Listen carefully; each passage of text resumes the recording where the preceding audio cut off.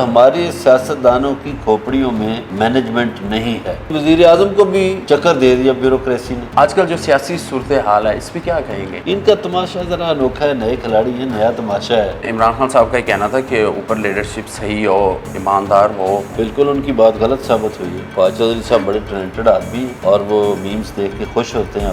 اپنا سیاسی ٹھرک ہے نا، وہ ذرا صحافت کے ذریعے پورا کریں. تھوڑا سا صبر کر لیں تو آپ تو چاند ہیں.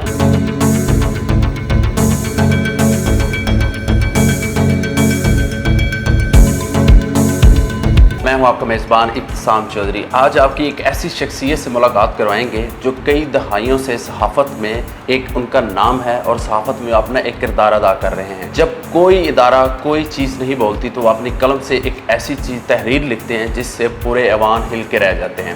ان کی شخصیت کے بارے میں جانیں گے. بہت کم وہ شوز پہ آئے، بہت کم انہوں نے اپنے انٹرویوز دیے، لیکن اپنی قلم کی طاقت سے انہوں نے صحافت میں اپنا بہت بڑا کردار ادا کیا. میں بات کر رہا ہوں دی ون اینڈ اونلی مظہر برلاس صاحب کی. بتائیں کہ کس طرح یہ سفر کا آغاز ہوا؟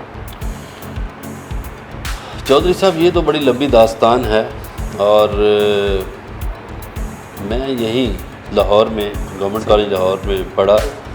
تو جب میں کالج کے دنوں میں تھا تو میں ہمارا کالج کا ایک گزٹ ہوتا ہے اس میں بھی لکھتا تھا. پھر ہمارا جو سالانہ میگزین ہے راوی، اس کا اسسٹنٹ ایڈیٹر تھا. تو گورنمنٹ کالج لاہور میں بہت سی مجالس، بہت سی سوسائٹیاں، ان کا عہدیدار تھا. اور اسی دوران میں نے لاہور ریڈیو سے بزم طلبہ کا پروگرام شروع کیا. میں سیاست بھی کرتا تھا. وہ ہم سب کے بزرگ ہیں، اللہ انہیں جنت نصیب کرے، نوابزادہ نصر اللہ. تو نوابزادہ نصر اللہ خان کے پاس ایک بیٹھک تھی لاہور میں. وہاں بہت سے صحافی بھی آتے تھے تو نواب صاحب گفتگو کرتے تھے. تو ہم جیسے اس وقت ہم نوجوان تھے، ہم بھی چلے جاتے تھے جو جنہیں سیاست کا شوق تھا. تو پھر نوابزادہ صاحب نے اس کا رخ موڑا سیاست سے صحافت کی طرف. مجھے ایک دن انہوں نے کہا کہ سیاست میں بہت اخراجات ہیں، بہت زمینیں بیچنا پڑتی ہیں، بہت پیسہ لگتا ہے. تو آپ جو اپنا سیاسی ٹھرک ہے نا، وہ ذرا صحافت کے ذریعے پورا کریں.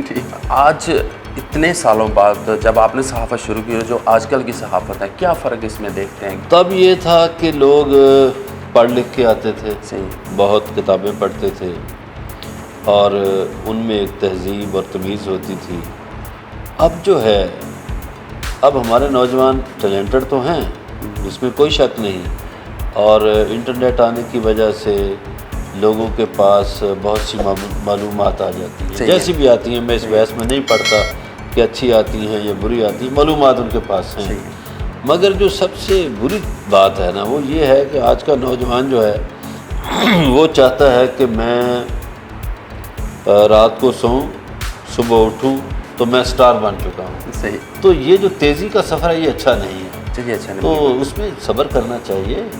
ٹیلنٹ ہے، میں کہتا ہوں تھوڑا سا صبر کر لیں تو آپ تو چاند ہیں. آج کل جو سیاسی صورتحال ہے اس پہ کیا کہیں گے؟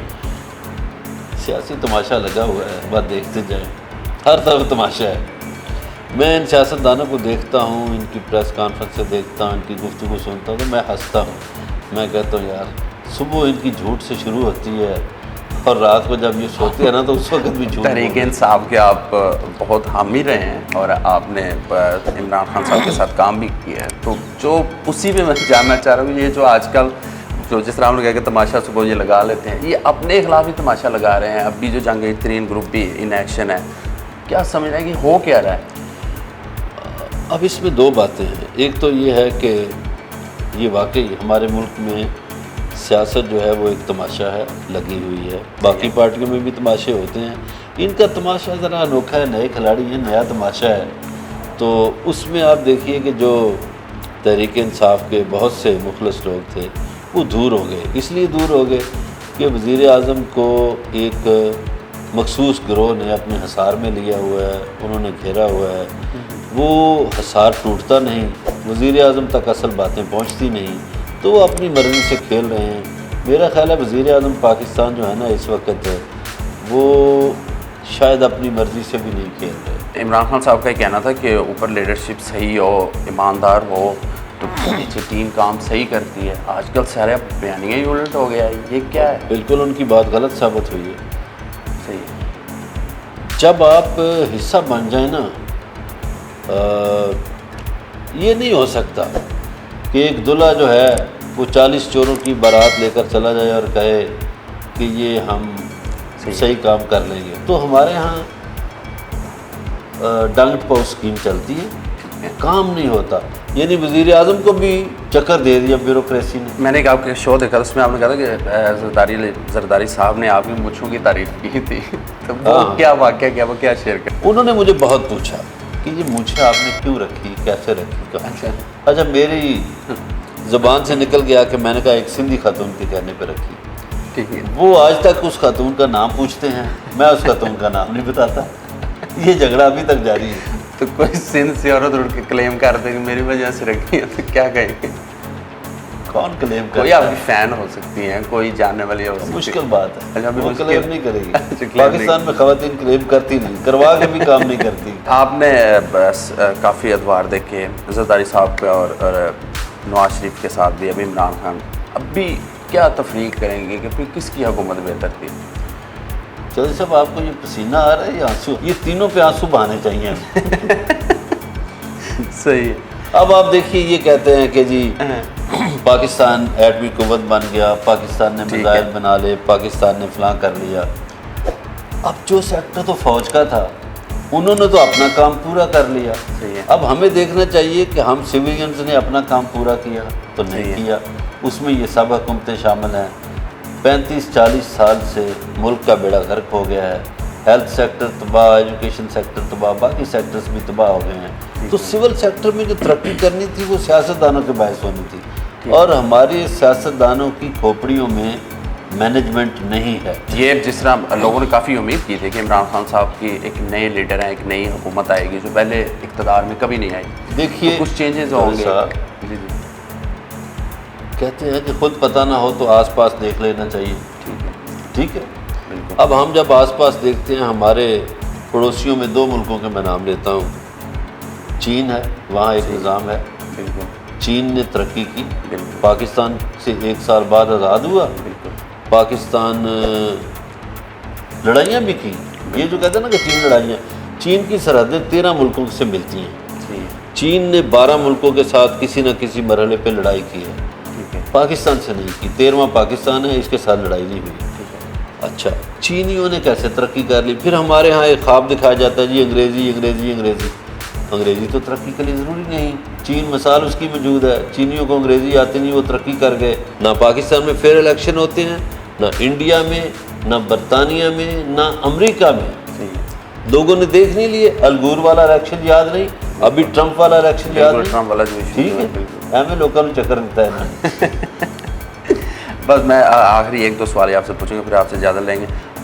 اسلام آباد میں آپ ہوتے ہیں اور آپ کا ان سیاستدانوں سے بڑا قریب بھی ہے، اور آپ اکثر فواد چودھری صاحب کے ساتھ بھی بیٹھے ہیں. وہ تو ویسے بھی سوشل میڈیا پہ بہت زیادہ مشہور ہیں، جس طرح ان کے خلاف میمز بنتی ہیں. کہاں سے وہ اٹھ کے یہ اس طرح کی باتیں کرتے ہیں؟ کبھی آپ ان کے ساتھ شیئر کی ہیں کہ وہ فواد چودھری صاحب کا دماغ کس طرح کام کر رہا ہے؟ فواد چودھری صاحب بڑے ٹیلنٹڈ آدمی ہیں. صحیح ہے. اور وہ میمز دیکھ کے خوش ہوتے ہیں اپنی.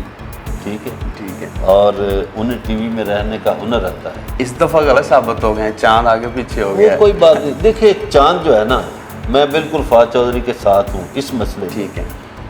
یہ ایک سائنسی عمل ہے. بالکل. ٹھیک ہے. مثلا آپ نے گھڑی پہنی ہوئی ہے. جی جی. یہ گھڑی آپ کو بتاتی ہے نماز کا وقت ہو گیا، روزہ کھلنے کا وقت ہو گیا. آپ ایسے کیسے اندازہ لگا لیں گے؟ آپ باہر بیٹھے دھوپ میں اندازہ لگائیں، اچھا روزہ کھلنے کا میں اتنی دیر رہ گئی ہے یا اتنی، وہ گھڑی آپ کو بتائے گی. بالکل. تو یہ جو جدید سائنس ہے یہ آپ کو بتاتی ہے کہ چاند نکلنے والا ہے یا نکل گیا. اچھا سر، آپ نے کالج میں آپ ایک مودی شاہ کا کریکٹر یوز کرتے ہیں، تو وہ کہاں سے خبریں آتی ہیں؟ کیا اس میں سچائی؟ اچھا جی، خبریں وہ میرے پاس ہی ہوتی ہیں، میری خبریں ہوتی ہیں. مودی شاہ کا کریکٹر رکھا تھا، اور کالم میں اس کوئی نہ کوئی کریکٹر استعمال کرتا ہے. تو میں نے ایک دن سوچا کہ میں کون سا کریکٹر رکھوں. تو ہمارے ساتھ پرائمری اسکول میں ایک لڑکا پڑھتا تھا، دلشاد حسین شاہ. اس کا عرفیت میں نام تھا بودی شاہ، تو ہم سب اس کو بودی شاہ کہتے تھے. تو میں نے بچپن کی یادوں کو تازہ کیا اور بودی شاہ لکھنا شروع کر دیا. صحیح. اب اس کو بدل دیا، ویسے تھوڑی سی تبدیلی کر دی ہے اس میں. تبدیلی سرکار میں ایک کام یہ ہوا ہے کہ مودی شاہ کو مودی سرکار بنا دی۔ مظہر برلا صاحب ہمارے ساتھ موجود ہیں، اور آپ نے جس طرح ان کی گفتگو سنی، ان کا تجزیہ انہوں نے پیش کیا کہ کس طرح ہمیں ایز اے نیشن اکٹھے ہو کے، یونائٹڈ ہو کے، اور ہم اگر اپنی نیچر کی طرف چلے جائیں، اپنی روٹین کو بہتر کر لیں، سب سے پہلے ہمیں خود میں چینجز لانے ہوں گے، خود سے ہمیں آگے بڑھنا ہوگا تو ہم ترقی کر سکتے ہیں۔ ہمیں حکومت کی طرف یا اداروں کی طرف نہیں دیکھنا، پہلے خود کو بہتر کرنا ہے۔ اسی کے ساتھ اپنے میزبان ابتسام چودھری کو دیجیے اجازت۔